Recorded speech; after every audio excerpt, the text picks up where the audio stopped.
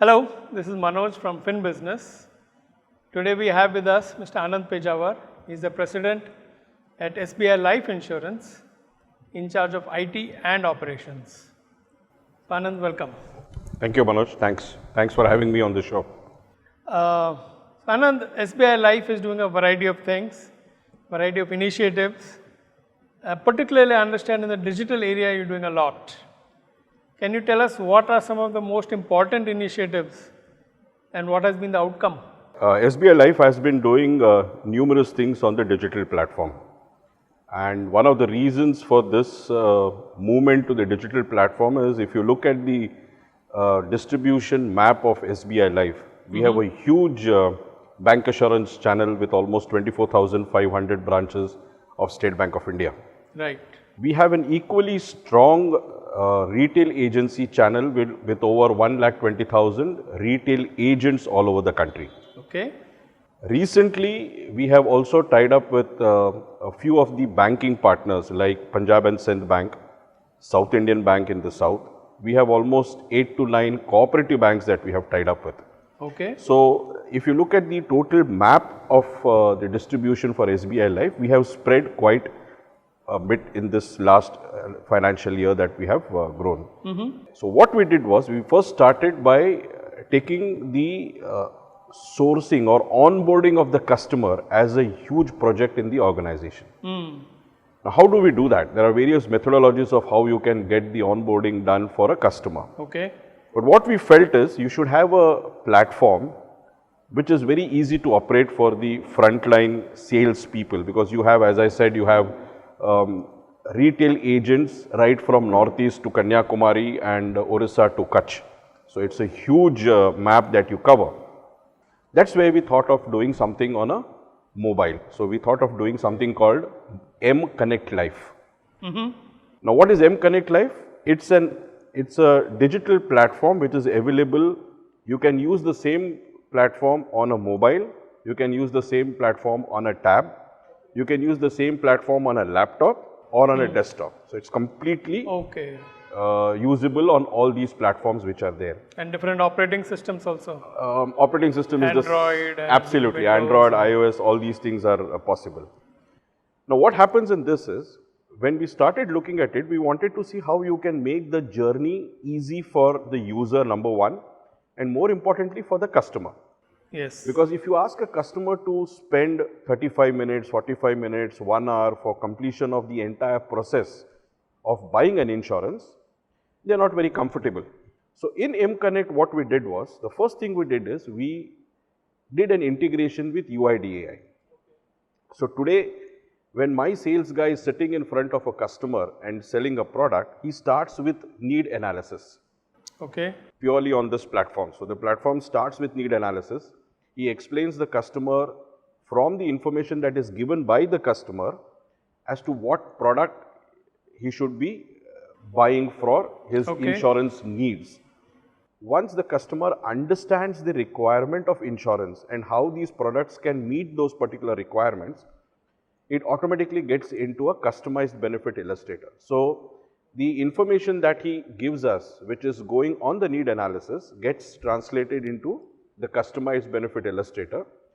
This explains the customer in detail how the policy would run for the 10, 15, 20, 25, 30 years or the tenure that he is actually looking out for. When does he pay the premiums?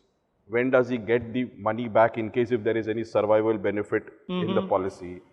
How much returns is expected as per IRDA, so we give 4%, 6%, those kind of returns which are shown. What are the charges? What is the mortality charges? All of this is very clearly seen in the customized benefit illustrator. And once the customer And is this also shown in multiple languages?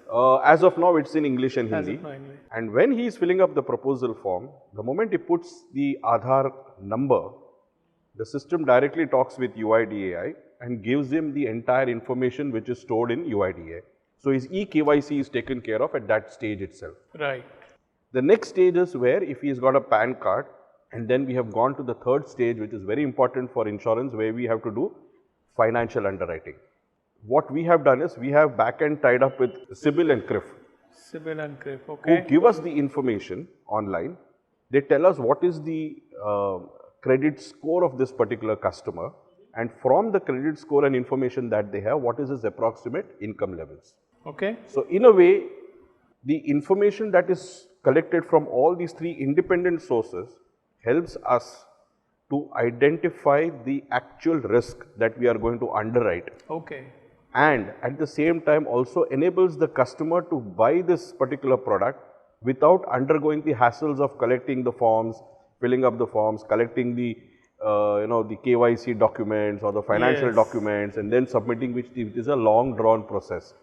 In fact, in the manual process, people were hesitant to buy life insurance because of the long gestation period that they saw even at the time of issuance of the policy. So all these integrations were done in the first phase itself, in Yes. the beginning itself. Yes, we did this right in the beginning, and then we launched first it was on a tab, so it was called Connect Life. Then the second stage we took it to mobile, so now it is called M Connect Life. So how has been the acceptance by the agents and by the field force and the acceptance bankers? by the distributors, I would put it as distributors, was really encouraging. And why I'm saying this is, on the bank assurance side, my digital adoption is 95%. Wow. 95% of the proposals that we get today from the bank assurance channel are all through the M Connect SIN. That's We terrific. thought initially that probably there might be certain resistance to come from the retail agency side. Okay. Because retail agents are generally part-time agents. They are not so tech savvy in cases, where it's required. So we thought that probably there might be some amount of resistance, but surprisingly, as of today when I'm talking to you, my retail agency penetration is 72%. There's a lot of push happening from all sides. There's a lot of push happening from the bank side to use digital. There's a lot of push happening from SBI Life side to use digital mediums, because this is a faster medium to happen. The turnaround time is very low, and if all these things happen in the right manner, the policy can be issued in just 1 day's time. Wow. So that's the kind of now IRDA has also given the permission to go for e-repository. Yes, yes. So look at it. You start with a paperless transaction and you end with a paperless transaction. So you start on a tab or a mobile or a laptop, whatever platform you want to have, and you ensure that the policy gets issued and it is uploaded on the e-repository. E-repository. So the customer doesn't have to worry, if there are floods, my document has got wet, it's got destroyed, or I've lost the document, I've changed the house, I don't know where I've kept transaction that happens. That's a major achievement. More so considering that insurance is a paper sensitive, paper heavy sector. Very true. What about other areas other than customer engagement and onboarding? Any other areas there is a focus for digital? See, if you look at the life insurance industry itself, whether you look 20 years back when probably you had only one corporation doing insurance, or now when you have 24 companies into life insurance, it was heavily dependent on IT.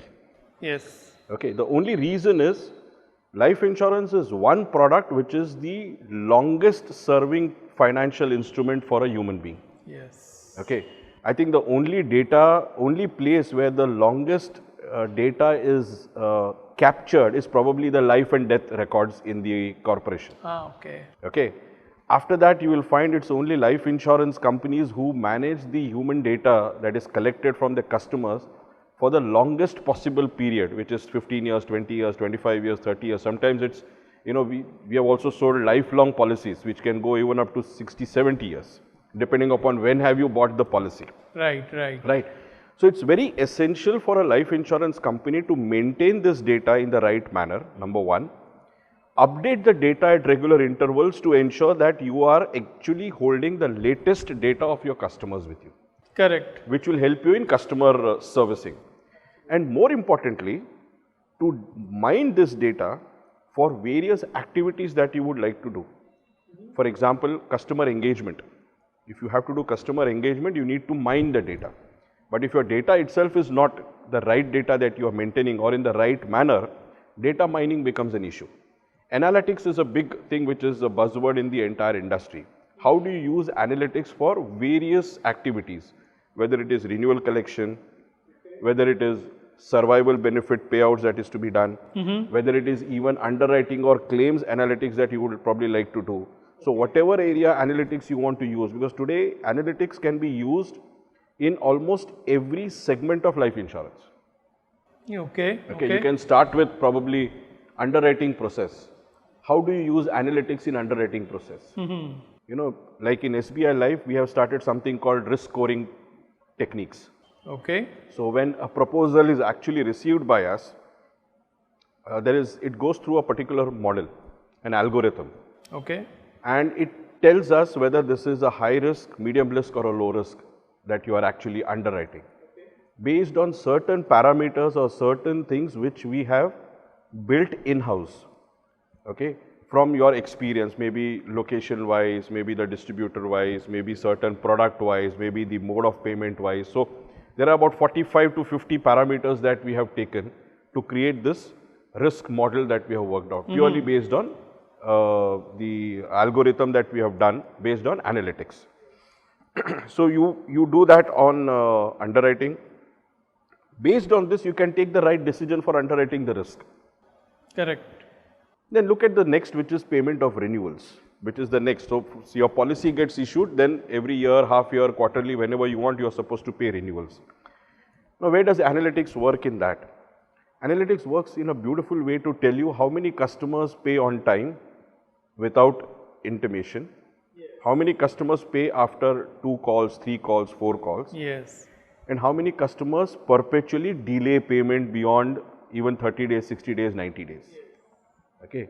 So we have come out with a wonderful use of this particular analytics to work out an algorithm where we have classified the customers based on the behavioral pattern of how they actually pay the renewals. So you could approach them based on that. That's right. So So those for who are example, delaying payment, you could approach them earlier. absolutely. Look at the claims part of it. When you get a claim, you can actually do an analytics on the claim part of it also to find out whether what kind of claim is this. Is it an early claim? Is it a claim where you need to do investigation? Is it a claim where you probably want to do some extra mining of documents to see whether it is a right claim to be paid or not? So there are a lot of things where analytics can be made use of, and that's where I think most of the insurance companies are today making use of analytics in a big way to get their various things done. You know that in earlier times when you had to go, when you had to buy a large sum assured policy, you might have to go for medicals. Now, what we have seen over a period of time is that people generally are not very comfortable to go for a medical when it is concerning insurance. Now there is a new thing that has come in play, and few of the companies have started doing this. We have also started doing it, which is called telemedicals. Okay, yeah. Okay, now telemedical is something where there is a group of doctors who call you on a phone. They have all the data that you have filled in the proposal form, and based on that they will ask you certain medical questions, and based on your reply that gets transcribed. That transcripts flows to the insurance company, and then based on that they do underwriting. The experience is that the kind of information that is given by the customer to a telemedical officer or an agent is almost 23% richer and better than what he would have probably given to a doctor.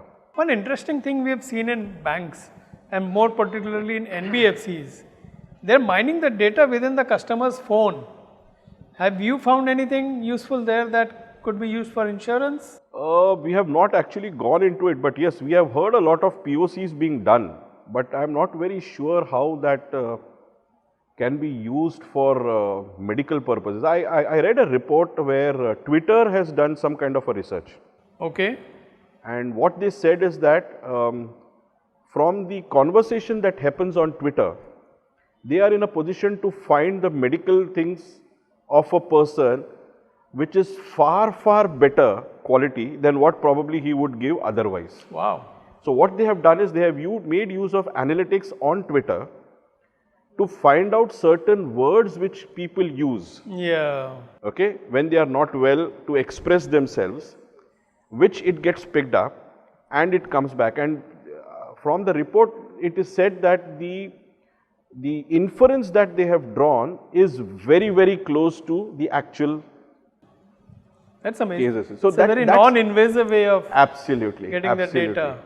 So on that note, Anand, I'd like to thank you Thank you. for sharing so much. Thank you very much for having me Thank on you. this channel. Thank you. So that is Manoj Agrawal from Fin Business. Thank you very much.